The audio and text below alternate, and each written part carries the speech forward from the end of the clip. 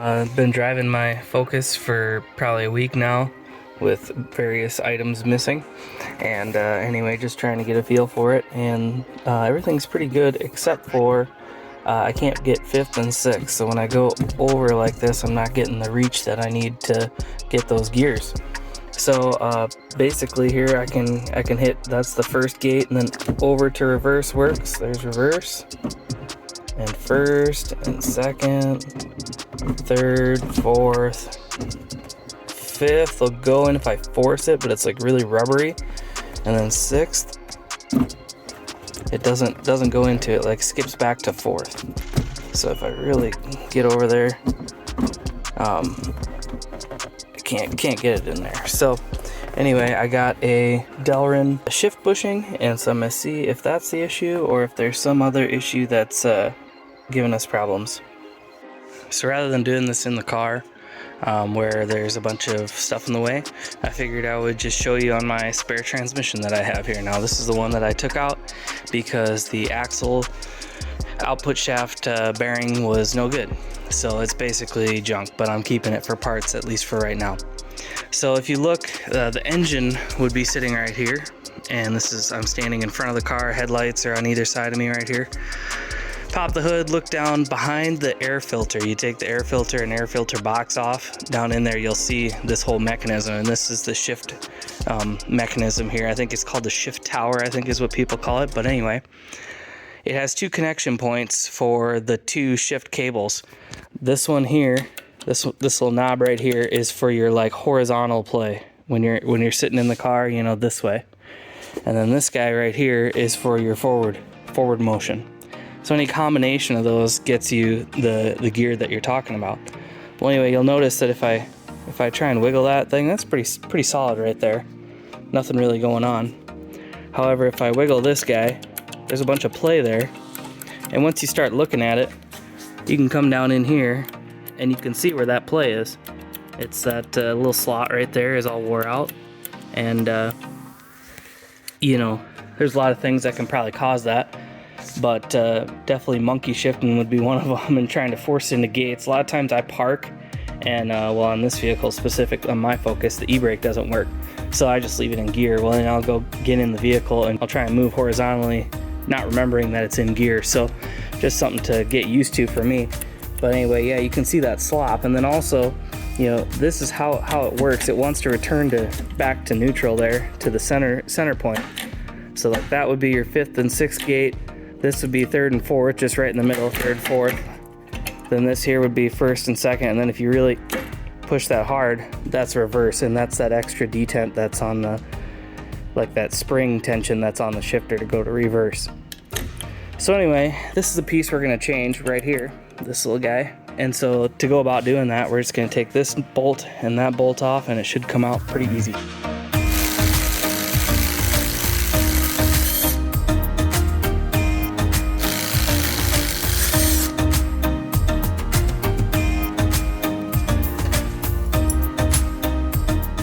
Now I can just grab this guy, sneak him out through here, and now we can replace this on the bench.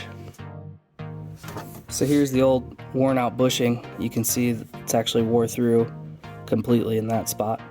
So that's all right, we'll just grab it and pull it off, no problem. If you look at this pin is like totally wasted here. You can see how it's like sawed off on the one side. Not good. So I don't really know if that's gonna work or not. Hopefully my other one in my actual car works better than this, and this pin isn't totally effed like that, but we'll see.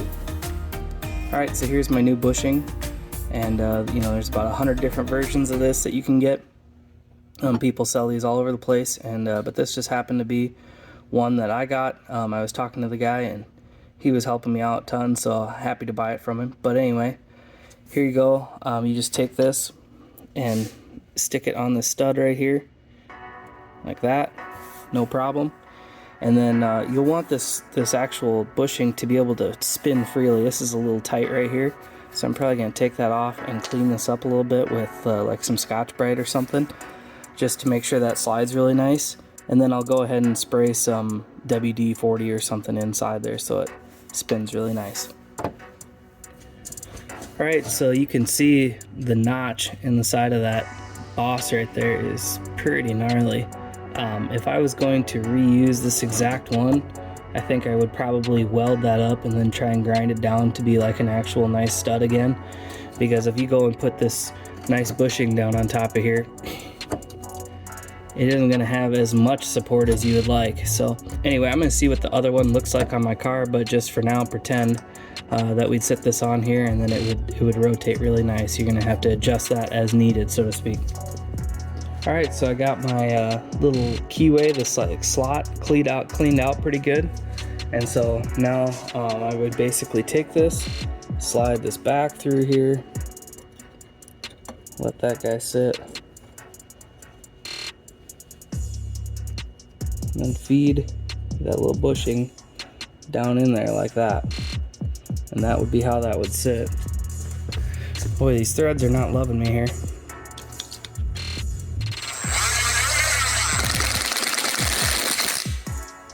Alright, so I tightened this bolt here. I didn't tighten the second one on the back, but you can already see, look at how stiff that is in comparison to the other one. It's actually flexing the bracket right now. So that's what we're getting at. That'll clean up that feel.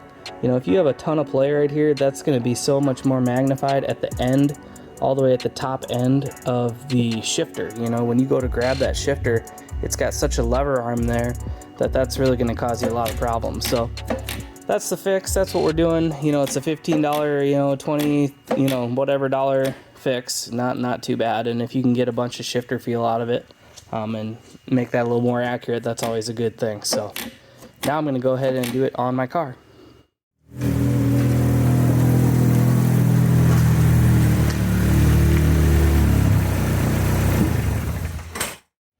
Alright guys, so kind of a simple fix here, but basically I got my air box out. You can see right here, there's the pieces, they're taken out.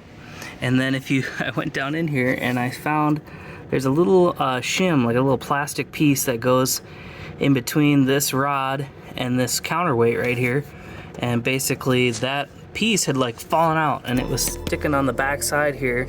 And I'll show you on my dummy transmission. This is the piece I'm talking about. It's this plastic whatever that is there. See, it's cracked on this one, cracked on both sides, but basically this piece had fallen out. It was not in this piece right here. It had fallen out and was like kind of resting against the back. So I just popped this back into here, and wouldn't you know, now I got 5th and 6th. I was just in the car just now checking it.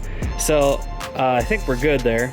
I'm still going to replace this part because I already have it, but to get this to stay in here, I'm not sure. I might do some zip tie creativity there or something to get that to stay in there, because you'll notice there isn't a lot of room when you're cycling this. You know, you kind of have to stay out of the way of the actual piece. So I'm not sure how I'm going to do that just yet, but yeah, I think that was the issue, which was causing this to not be, I suppose, in line exactly. But yeah, apparently that was the issue. Okay, so here's the linkage that came out of my actual car just now, and you can see this post is in way better shape than that other one. You know, there's really no, it's not flattened off or anything like that. I would show you the bushing. This is the old one. I would show you the bushing that came out of the car, but it fell down and I lost it, and I have no idea where it is actually now. So same as what I demonstrated, I'm going to get this cleaned up, oiled up, and installed. Alright, so you can see a little clearer here, but that's the issue.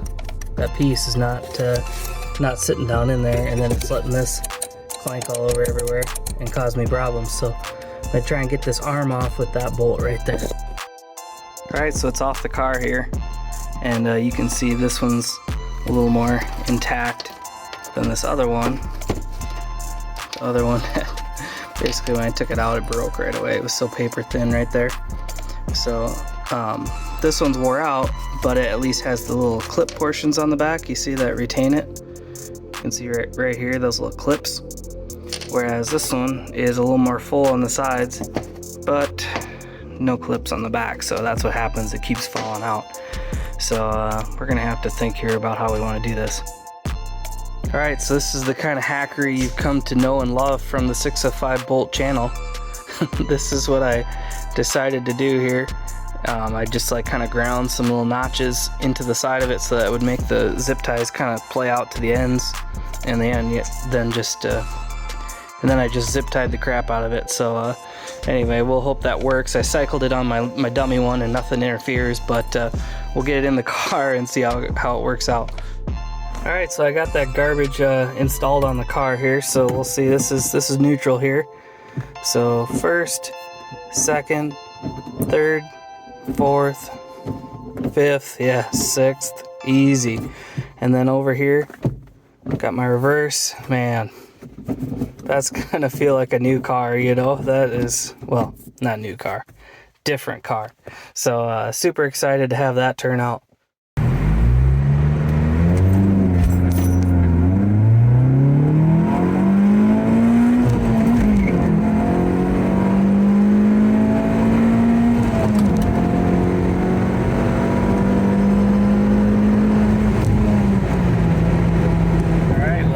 Driving in 6th gear for once, real nice.